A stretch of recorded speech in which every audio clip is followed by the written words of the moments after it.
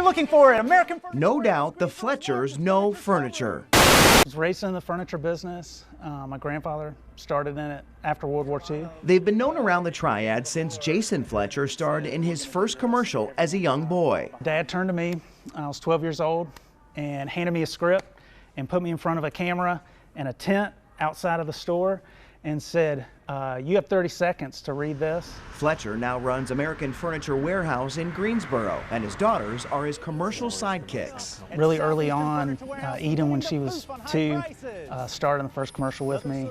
She had a little Minnie Mouse polka dot dress. Caroline joined a couple years later. Even Furniture Dog plays a role. They've enjoyed it ever since. What is that like doing a commercial? It's fun. Yeah, what's fun about it?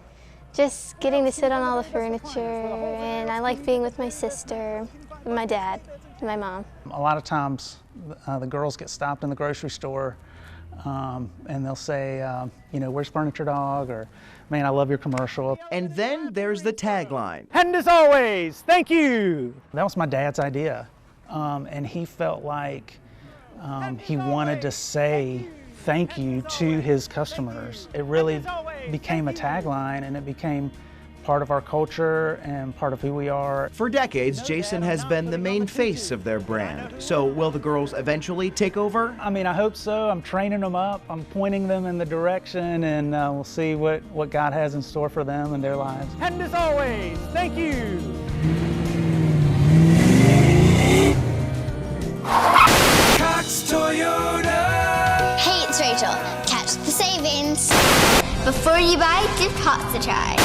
It's also a family affair at Cox Toyota in Burlington. You quickly see that when you drive past the massive billboard on I-40. 15-year-old Rachel Lennon is the cheery face. It's really fun. I like being in front of the camera and not having to be in front of like a bunch of people, because I tend to have a little bit of stage fright. The high school sophomore has been recording commercials since this first one when she was just 7 years old. Introducing Cass. I remember we threw money in the air and I was with my little brother. I remember it was very strange because we had to do it so many times. She just was a natural from the very start. Don Cox's family has been in the car business since 1945. You can imagine how proud he is of his granddaughter. Everywhere you go, they know her. Well, he's very proud of me, and I'm happy because of that. So he talks about it all the time. They also have a tagline that's become a staple over the years.